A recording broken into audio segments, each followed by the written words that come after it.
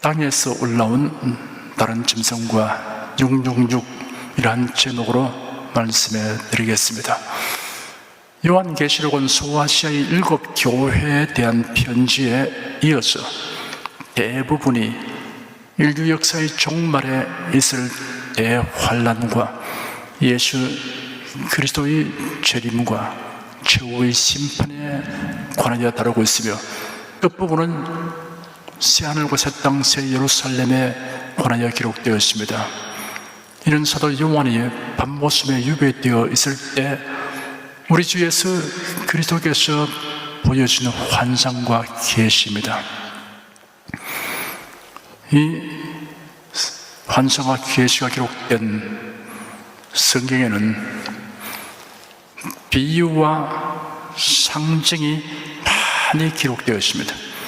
비유와 상징으로 기록된 부분은 명확하게 이해하기 어렵습니다. 그러나 줄거리와 핵심을 바르게 파악하면 그 부분들은 추리하는 정도에 거쳐도 됩니다. 현재는 알지 못해도 장래는 다 알게 될 것입니다. 예언의 말씀은 틀림없이 다 이루어질 것이기 때문입니다. 일상생활에서 우리가 직면하는 흥미롭고 궁금한 일들의 내막을 다 알지 못한다 해도 그로 인하여 생활에 곤란을 겪지는 않습니다. 그 궁금한 일의 실상을 조만간 다 알게 될 것이 확실하다면 기대를 가지고 기다릴 것입니다. 그 일이 자신에게 복된 일이라면 더욱 그러합니다.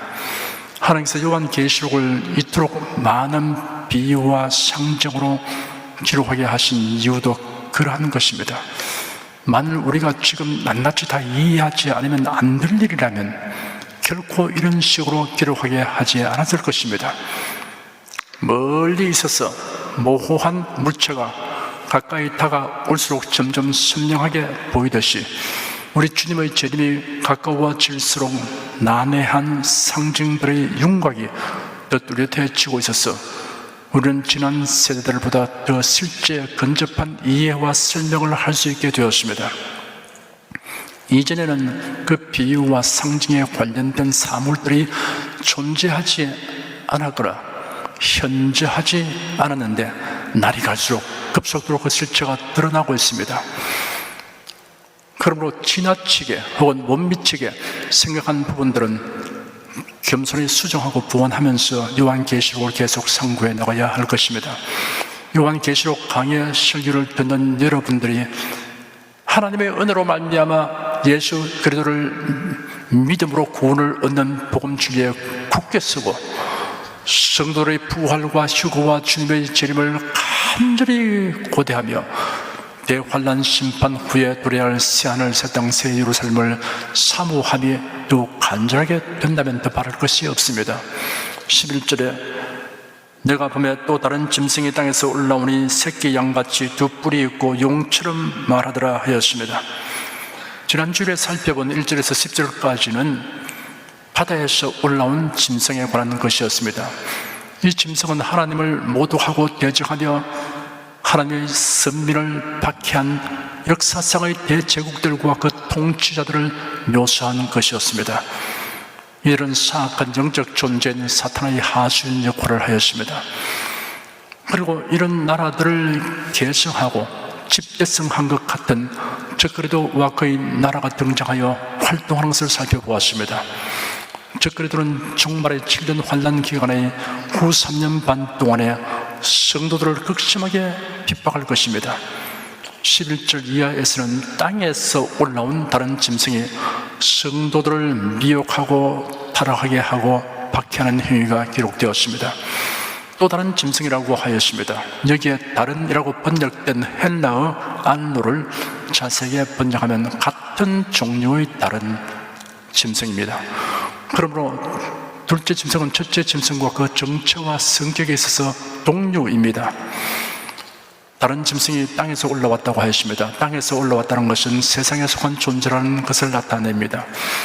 바다에서 나온 짐승은 머리가 7이요 뿔이 10이며 표범의 몸체, 곰의 발과 사자의 입을 가진 괴상한 모습을 가졌는데 땅에서 올라온 다른 짐승은 그와는 판이합니다. 다른 짐승은 새끼 양처럼 그 머리에 두 뿔이 있습니다. 사람들이 아끼고 사랑할 만한 새끼 양 같은 모습입니다. 그러나 용처럼 말하더라고 하였습니다. 다른 짐승의 정체는 거짓 선자입니다. 그런 모든 종교 조직을 하나로 합하여 그 연합된 힘을 사용할 것입니다. 평화와 사랑과 일치라는 말로서 선동하며 조직을 확대 강화할 것입니다. 많은 사람들이 그의 종교적인 수단과 술책에 속아 넘어갈 것입니다. 양의 옷을 입었으나 속으로는 노략질하는 일이입니다. 예수는 경고하시기를 거짓 신자들을 삼가라. 양의 옷을 입고 너에게 나오나 속에는 노략질하는 일이라 하였습니다. 12절에 제가 먼저 나온 짐승의 모든 권세를 그 앞에서 행하고 땅과 땅에 거하는 자들로 처음 짐승에게 경배하게 하니 곧 죽게 됐던 상처가 나은 자니라 하였습니다. 용이 바다에서 나온 짐승에게 자기 능력과 보좌와 권세를 주었는데 땅에서 올라온 다른 짐승에게도 이 권세를 주었습니다. 용은 사탄이고 처음 짐승은 적그리스도이며 다른 짐승은 거짓 선자입니다. 사탄, 적그리스도, 거짓 선자는 삼위일체이신 하나님을 흉내내고 있습니다. 처음 짐승인 적그리스도는 자기를 높여 하나님으로 가정하고 숭배를 받으려고 합니다. 데살로니가 후서 2장 4절에 기록되기를 저는 대적하는 자라 범사에 일컫는 하나님이나 숭배함을 받는 자 위에 뛰어나 자존하여 하나님 성전에 앉아 자기를 보여 하나님이라 하느니라 하였습니다. 땅에서 올라온 다른 짐승인 거짓 선자는 땅과 그 안에 있는 그 안에 사는 자들이 처음 짐승인 적그리스도에게 경배하도록 합니다. 13절에 큰 이적을 행하되 심지어 사람들 앞에서 불이 하늘로부터 땅에 내려오게 하고 하였습니다. 거짓 신자는 기사와 이적을 행하며 사람들을 미혹합니다. 예수께서 말씀하시기를 그때 사람이 너희에게 말하되 보라 그리스도가 여기 있다 혹 저기 있다 해도 믿지 말라. 거짓 그리스도들과 거짓 신자들이 일어나 큰 표적과 기사를 보이어 할 수만 있으면 택하신 자들도 미혹하게 하리라 하였습니다. 데살로니가 후서에도 악한 자의 임함은 사단의 역사를 따라 모든 능력과 표적과 거짓 기적과 불의의 모든 속임으로 멸망하는 자들에게 임하리니 이는 저희가 진리의 사랑을 받지 아니하여 구원을 얻지 못함이니라 하였습니다. 거짓 선지자가 이적을 행하되 심지어 사람들 앞에서 불이 하늘로부터 땅에 내려오게 합니다. 구약 성경에는 하늘에서 불이 내려온 일이 여러 곳에 기록되어 있습니다. 구약 성경 레위기 9장을 보면 제사장 위임식이 끝난 바로 그 다음날 아론과 그 아들들이 성별된 제사장의 자격으로 자신들과 이스라엘 모든 백성을 위해 드리는 첫 제사에 관하여 구체적으로 기록되어 있습니다. 아론이 속죄제와 번제와 화목제를 끝내고 내려오니 여호와 앞에서 불이 나와 단 위의 번제물과 기름을 불살랐습니다. 온 백성이 이를 보고 소리 지르며 엎드렸습니다. 단순히 제물을 태우기 위한 목적으로 불이 나온 것이 아닙니다. 왜냐하면 하늘에서 불이 내리기에 앞서 먼저 번제단 위의 번제물은 기존의 자연적인 불 위에 타고 있었기 때문입니다. 따라서 지성소에 내려온 구름으로부터 나온 여호와 하나님의 초자연적인 불은 제사장 취임식의 모든 제사를 기쁘게 연락하셨음을 눈으로 볼 수 있도록 하신 것입니다. 민수기 16장에는 하나님의 위임 권위를 대적한 자들에게 심판의 불이 내린 사건이 있습니다. 고라와 다단과 아브라함이 모세와 아론을 대적하는데 회중의 지도자 250인이 가담하였습니다. 모세는 고라에게 말하기를 너와 네 모든 무리는 아론과 함께 내일 여호와 앞에 나오라. 너희는 각자 자기 향로를 가져오되 그 위에 향을 놓고 각자 자기의 향로를 가지고 여호와 앞으로 오라.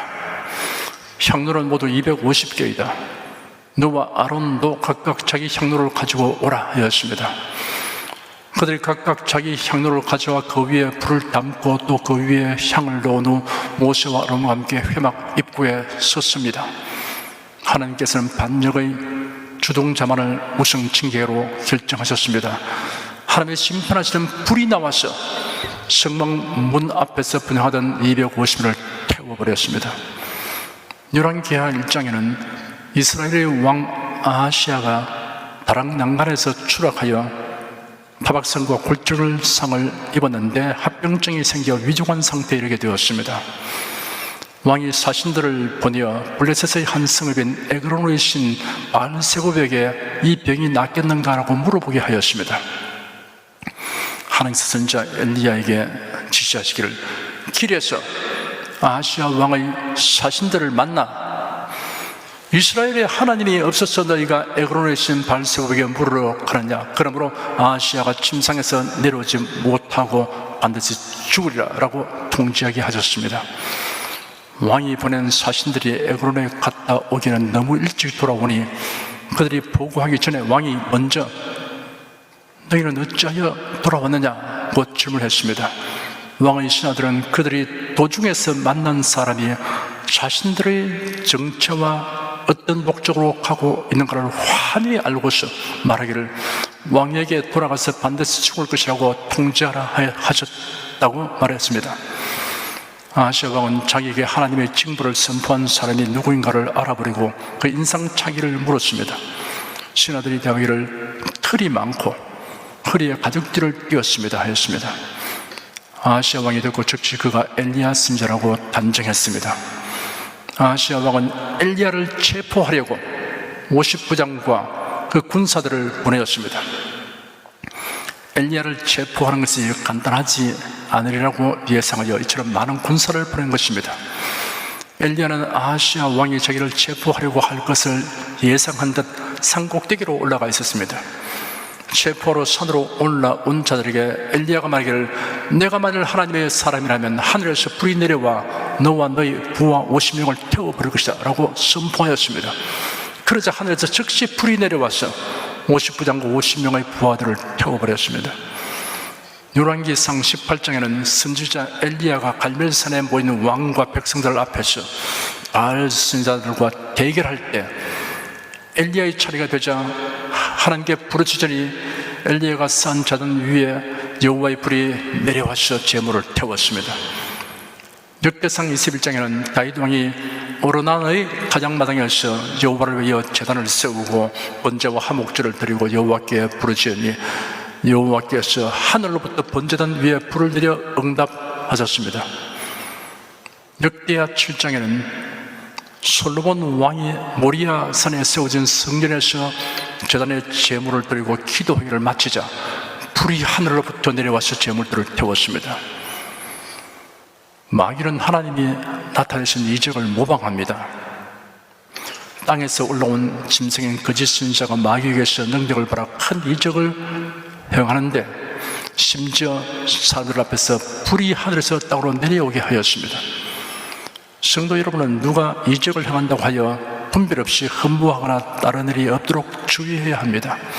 그 이적을 행하는 자의 정체가 무엇인가를 살펴서 판단하는 정도는 기사와 이적에 미혹되지 않습니다. 14절에 짐승 앞에서 바른 바 이적을 행함으로 땅에 거하는 자들을 미혹하며 땅에 가는 자에게 이르기를 칼에 상하였다가 살아난 짐승을 위하여 우상을 만들라 하더라 하였습니다. 거짓 선지자는 이적을 행하여 모든 사람들을 미혹한 후 그 엿새를 몰아 세상 사람들에게 적그리스도의 우상을 만들도록 명령을 내립니다. 스탈린이나 김일성이 개인 우상화 작업을 시작할 때 동상을 만들어 사람들이 경배하게 한 것처럼 거짓 선지자도 적그리스도를 신적인 존재로 부상시키기 위해 우상을 만들게 합니다. 15절에 저가 권세를 받아 그 짐승의 우상에게 생기를 주어 그 짐승의 우상으로 말하게 하고 또 짐승의 우상에 경배하지 아니하는 자는 몇이든지 다 죽이게 하더라 하였습니다. 인간의 손으로 만든 우상을 경배하는 것은 우상의 배후에 활동하는 사탄의 영향을 받아서 행하는 것입니다. 오늘날 발전된 기술로는 우상이 말하게 하는 것이 쉬운 일입니다. 가까이에서 보아도 실제 사람인지 로봇 인형인지 구분하기 어려울 정도로 제작할 수 있습니다. 실물처럼 만든 밀랍 인형 전시장들이 세계 곳곳에 있습니다. 모습이 실존 인물과 아주 흡사할 뿐 아니라 몸을 움직이고 말도 할 수 있게 제작할 수 있습니다. 더욱이 인공지능을 장치하면 놀라운 지능과 기능을 가진 우상을 만들 수 있을 것입니다. 사탄은 사람들이 무슨 형상을 만들어 거기에 경배하도록 미혹합니다. 하나님을 등지고 타락한 인생들은 어느 시대 어느 곳에서나 우상을 만들고 신께 구하여 섬기고 있습니다. 자신들의 손으로 다듬어 만든 우상을 신전이나 높은 산에 가져다 놓고 그 앞에 가서 경배합니다. 그러니 더욱이 모양과 크기를 원하는 대로 만들고 인공지능을 장치하여 유창하게 말하고 판단하는 기능을 갖게 해놓으면 사람들이 앞다투어 그 앞에 가서 합장하고 절하며 복을 빌 것은 불을 보듯이 뻔한 일입니다. 성경에는 그 우상이 설치될 곳이 예언되어 있습니다. 다니엘서 9장 27절이나 12장 11절에 황폐케 하는 미운 물건이 세워질 것에 관한 기록을 살펴보면 예루살렘의 재건들은 성전에 세울 것으로 보입니다. 대환란 기간에 등장하는 거짓 선지자가 그 잔인성을 드러내어 우상에 경배하지 않는 자는 닥치는 대로 죽입니다. 16절과 17절에 제가 모든 자 곧 작은 자나 큰 자나 부자나 빈궁한 자나 자유한 자나 종들로 그 오른손이나 이마에 표를 받게 하고 누구든지 이 표를 가진 자 외에는 매매를 못하게 하니 이 표는 곧 짐승의 이름이나 그 이름의 수라 하였습니다. 인간의 경제활동 상거래는 오랜 세월과 여러 과정을 통하여 발전되어 왔습니다. 옛날부터 인류는 상호 공존을 위해 생필품을 교환하며 살았습니다. 물물 교환을 하려면 많은 불편을 감수해야 했습니다. 좀 더 편리한 거래를 위해서 나무잎사귀나 조개껍질을 지불선으로 사용하다가 발전하여 쇠붙이를 녹여 만든 동전, 은화와 금화를 만들어 사용하였습니다. 나아가서 더 편리한 수단으로 지폐, 수표, 약속음을 사용하고 있습니다. 사고 파는 행위가 빈번해짐에 따라 화폐 제도로까지 발달을 하였으나 오늘 그 화폐 때문에 발생하는 강도, 살인, 도둑 사건은 다 헤아릴 수 없습니다. 여기에 대한 대책으로 크레디트 카드가 생겨났습니다. 신용카드는 발행 회사에서 신용으로 상품을 팔고 사는 제도로서 컴퓨터로 관리하게 됩니다. 전화로 폰뱅킹을 컴퓨터로 텔레뱅킹을 이용하여 입출금을 할 수 있게 되었습니다. 현재는 컴퓨터 통신망의 발전으로 전자화폐, 가상화폐가 널리 보급되고 있습니다. 현금 없는 사회가 급속히 실현되어 가고 있습니다. 카드 하나만 가지면 어느 나라의 어느 상점에서도 통용되는 시대에 이르고 있습니다. 상점 계산대, 컴퓨터, 판독 장치는 팔린 물품의 번호와 소비자의 고유 번호가 판독되어 자동적으로 물품 가격이 계산되고 그 소비자의 거래 은행 구좌에서 금액이 차감됩니다.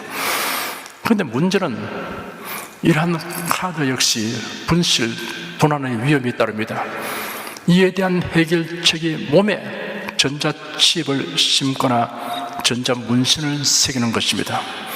즉 그래도 이 지하에서는 강력한 통제 경제 체제가 실시될 것입니다. 물건을 사고 파는 모든 경제 활동은 누구든지 즉 그래도 이 표를 받은 자에게만 허용됩니다. 한 사람도 예외가 없는 철두철미한 규제가 실시될 것입니다. 남녀노소 피부 기준을 가리지 않습니다. 즉 그리도는 성령의 인침을 모방하여 모든 사람의 오른손이나 이마에 표를 받게 합니다.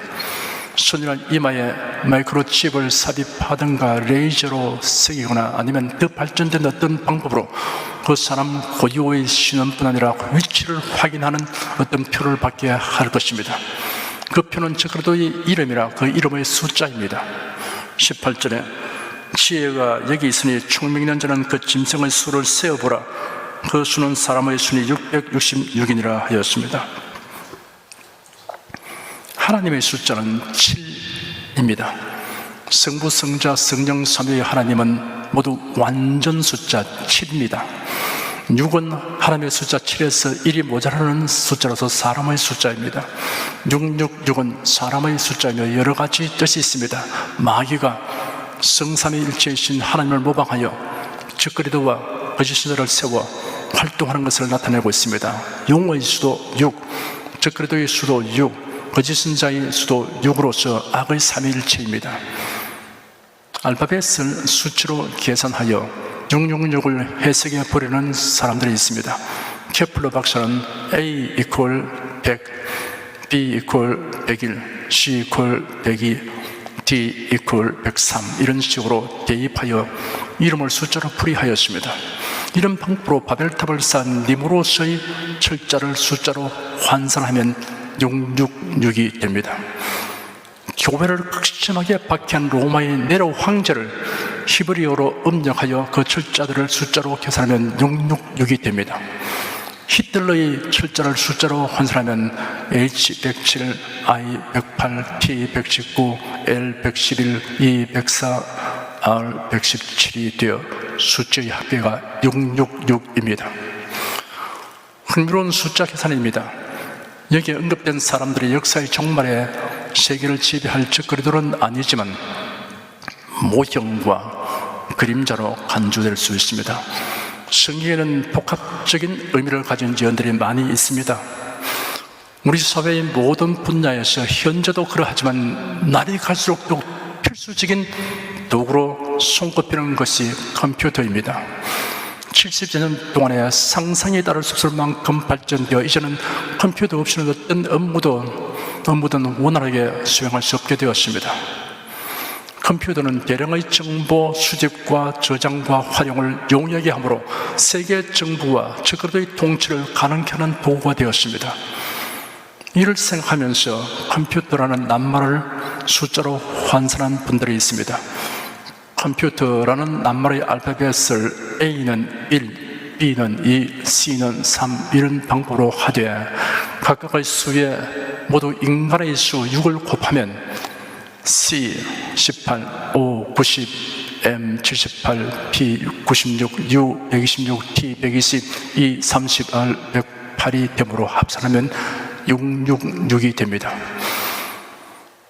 부정선거 사건으로 문제가 발생한 나라들이 한둘이 아닙니다. 지금 미국은 부정선거로 대대적인 소송이 진행되고 있습니다. 그 결과가 미칠 파급력 때문에 전 세계의 이목이 집중되고 있습니다. 선거 부정은 여러 방면에서 저질러지고 있는데 그 중에 전자기기를 사용한 조작 부정 행위가 있습니다. 전자분류기와 컴퓨터로서 개표 부정이 자행되고 있는 사실이 놀랍습니다. 그리고 또 놀라운 일은 통계에서 사전투표 득표 비율이 63대 36이라는 똑같은 수치로 나타나는 사실입니다. 어떤 분이 예리한 통찰력으로 이를 분석하여 63의 3과 36의 3을 합치면 666이 된다고 말했습니다. 지혜가 여기 있으니 총명이 된 자는 그 짐승의 수를 세어보라. 그 수는 사람의 수는 666이니라 라고 18절에 기록되었습니다. 성도들은 666이라는 숫자가 적그리스도의 존재와 활동을 암시하는 숫자라는 것을 유념하고 여러 방면에서 유심히 살펴볼 필요가 있습니다. 총명 있는 사람은 그 짐승의 숫자를 세어보라. 여기에 지혜가 있다 하신 말씀에는 666이라는 숫자가 아무도 전혀 알 수 없는 비밀이 아님을 암시하고 있으며 아울러 관심을 가지고 살펴보라는 뜻이 있습니다. 유럽 공동체에서는 전 세계 사람에게 번호를 매기기 위한 종합계획을 세우고 있으며 벨기에에서 브뤼셀의 유럽 공동체 본부에 설치된 컴퓨터에 이를 수록할 것이라고 알려져 있습니다. 모든 사람에게 부여되는 번호는 이마나 손등의 레이저 광선으로 문신해 넣을 수 있을 것이라고 합니다.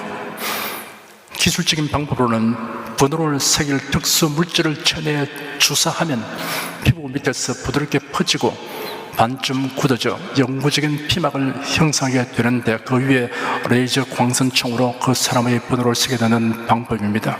그 번호는 경제 행위뿐 아니라 다목적으로 이용될 것입니다.